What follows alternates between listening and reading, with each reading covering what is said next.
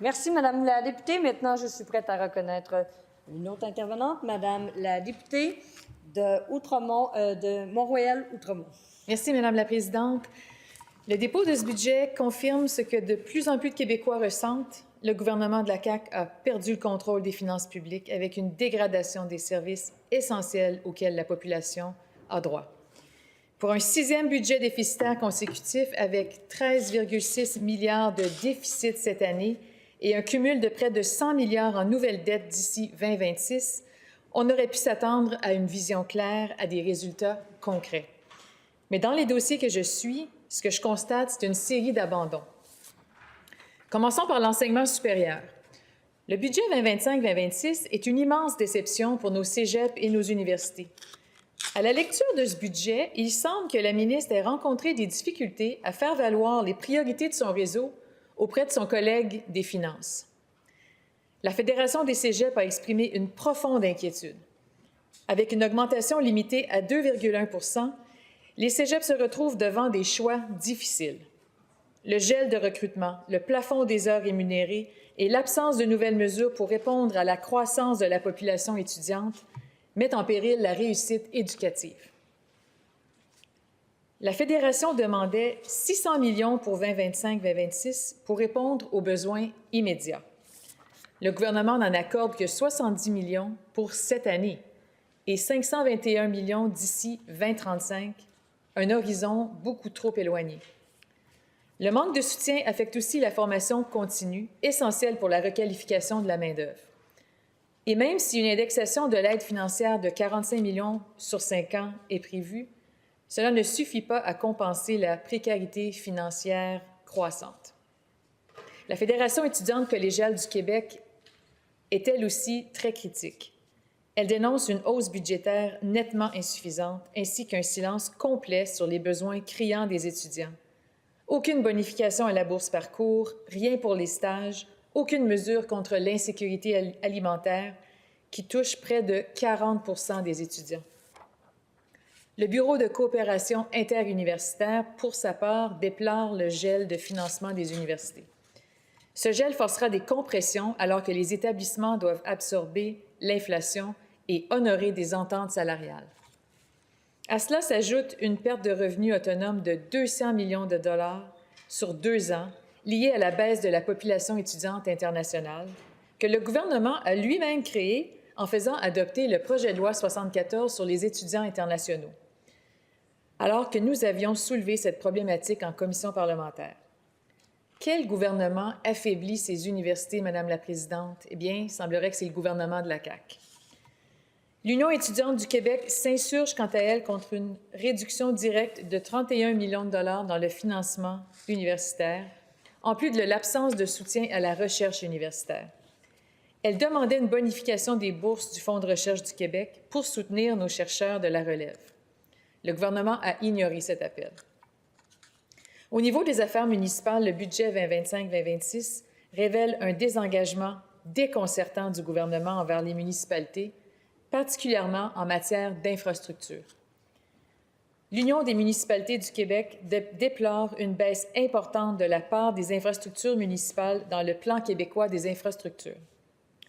Alors qu'elle représentait 11,3 % du PQI en 2021, elle n'en représente plus que 4,3 % aujourd'hui, soit 7 milliards sur un total de 164 milliards. Cela alors que le déficit de maintien d'actifs atteint 45 milliards de dollars, notamment dans les réseaux d'eau. C'est une erreur stratégique, un manque clair de prévisibilité et de vision à long terme. Investir dans les infrastructures municipales, c'est non seulement résorber le déficit de maintien d'actifs, mais c'est aussi permettre aux villes de répondre à la crise du logement. On demande aux municipalités de densifier, d'accélérer les projets d'habitation, d'accueillir plus de familles, mais les infrastructures de base ne suivent pas. L'eau, les égouts, les routes, tout cela est essentiel, notamment afin de rendre possible le développement résidentiel. Or, en pleine crise du logement, freiner ou retarder ces investissements, c'est tout simplement un non-sens, Madame la Présidente. C'est un message que je martèle et l'UMQ l'a encore rappelé. Il faut cesser de voir les infrastructures municipales comme des dépenses et les reconnaître pour ce qu'elles sont, des leviers essentiels pour le développement durable, l'abordabilité du logement et la résilience climatique. Pendant ce temps, les villes et municipalités du Québec, de véritables gouvernements de proximité, doivent faire plus avec moins. Elles sont pourtant en première ligne pour répondre à la crise du logement, à l'itinérance, à la sécurité publique, à la transition écologique, et j'en passe. La Fédération québécoise des municipalités va dans le même sens. Elle déplore également le recul du financement dédié aux infrastructures municipales, mais elle souligne également l'absence de soutien dans plusieurs domaines clés pour les municipalités de petite et moyenne taille. Aucun plan concret pour le logement en région. On met fin au financement des programmes de rénovation et d'adaptation à domicile en catimini. Les mesures sont inadéquates pour les infrastructures sportives, la voirie locale ou encore pour le développement économique des PME locales. Ce sont autant de leviers qui auraient permis de dynamiser nos milieux et de répondre aux besoins criants des citoyens. En matière de cybersécurité numérique, le budget n'est pas à la hauteur des défis. Pourtant, après le fiasco SACCLIC qui a coûté 1,1 milliard de dollars en fonds publics, dont 500 millions en dépassement de coûts, on était en droit de s'attendre à plus. Or, le ministère de la cybersécurité et du numérique voit ses dépenses fondre de 23 %. Aussi, qu'en est-il des défis liés à notre souveraineté numérique? Aucun plan sérieux n'est présenté. Il est inquiétant de voir nos données massivement hébergées à l'étranger. C'est l'équivalent de mettre ses biens précieux dans un coffre-fort plus ou moins blindé. Cette inquiétude est d'autant plus réelle dans le contexte actuel de guerre commerciale. Nous sommes ainsi plus vulnérables puisque nos données sont assujetties aux réglementations d'autres pays. Nous devons développer l'expertise québécoise, ce que la CAQ n'a pas priorisé. Il est urgent et crucial que la CAQ revoie ses pratiques, car nos données ont une valeur inestimable. Le gouvernement doit être proactif et transparent dans ce dossier qui est devenu prioritaire, Madame la Présidente. Nous demandons donc au nouveau ministre de déposer rapidement un plan afin d'éliminer notre dépendance numérique face aux Américains. Dans ma circonscription de Mont-Royal-Outremont, les effets de ce budget sont bien réels. Alors qu'une école primaire dans le secteur du Triangle est attendue depuis de nombreuses années par les résidents, les groupes communautaires et l'ensemble du quartier, nous avons appris en février dernier que le projet est mis sur pause. Cette décision, qui découle d'une mauvaise planification budgétaire du gouvernement caquiste, ramène toute une communauté à la case départ. Pourtant, la collaboration et la mobilisation de tous les acteurs, milieux scolaires, élus municipaux, citoyens, organismes, avait permis de faire avancer ce projet de longue haleine.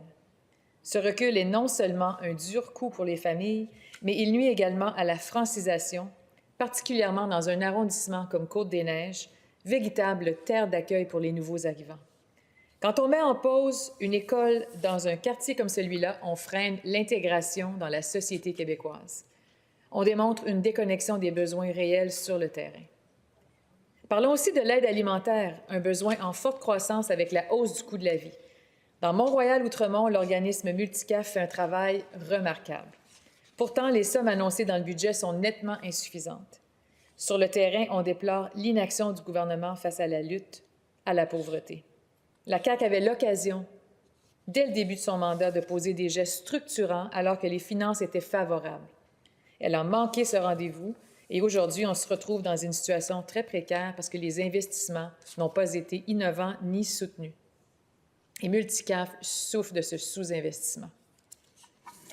Dans ma circonscription, des universités qui font notre fierté sont touchées par les mauvaises décisions de la CAQ. Pensons à l'Université de Montréal, HEC Montréal et Polytechnique Montréal. Les restrictions sur le recrutement des étudiants et enseignants internationaux nuisent non seulement au rayonnement de nos universités, mais aussi à leur compétitivité dans la course mondiale au talent. Madame la Présidente, ce budget échoue à 3 missions fondamentales: produire, construire et servir. Les Québécois méritent un budget rigoureux, réaliste et tourné vers l'avenir. Ce n'est pas ce que le budget 2025-2026 leur offre. Et c'est pourquoi, Madame la Présidente, je dépose la motion de grief qui se lit comme suit. Que l'Assemblée nationale blâme sévèrement le gouvernement caquiste pour son improvisation et son budget 2025-2026, qui, avec ses compressions, fragilise l'enseignement supérieur et fait perdre du terrain à nos cégeps et à nos universités. Merci, Madame la Présidente. Merci, Madame la députée. Votre motion de grief est déposée sous réserve de sa recevabilité.